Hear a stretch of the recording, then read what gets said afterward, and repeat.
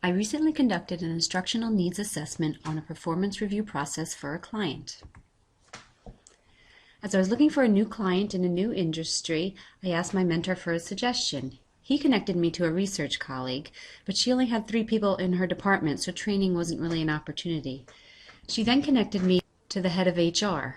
She was aware of a new human capital management tool that was being introduced, and she knew that the completion rate of individual interviews in her company was not as high as desired. Training was also limited on this tool. In our first meeting, the client asked to expand the research scope beyond the tool to uncover any reason for low compliance, as low compliance has been an issue for some time and was not just a product of the introduction of the new tool. My research colleague facilitated the contact through emails and setting up conference calls. For data collection, I requested documentation and access to employees in Workday. Around this time, my contact was blessed with the opportunity to adopt a newborn. I received an out-of-office message that she would be on maternity leave for 3 months.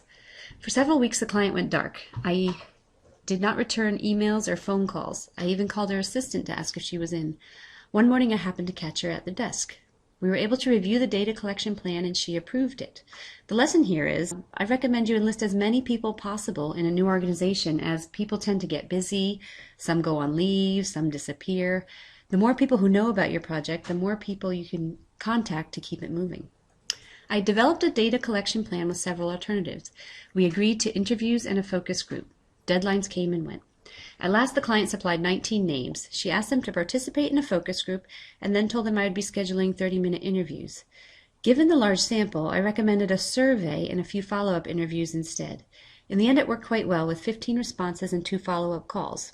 The lesson here is to provide strict deadlines of what is needed and when, and if possible, provide earlier deadlines than is needed, as clients are quite busy and may go dark, as I mentioned earlier. Since the survey had open and closed-ended questions, the analysis was quite rich, as I was able to use many verbatims. I was also able to probe deeper on specific topics during the interview, as I had their survey as input first. So the lesson here is, handpicking survey respondents for an interview makes for rich discussions. Some survey respondents wrote very little and showed little interest in the topic. Scheduling interviews with those people may have been a waste of time.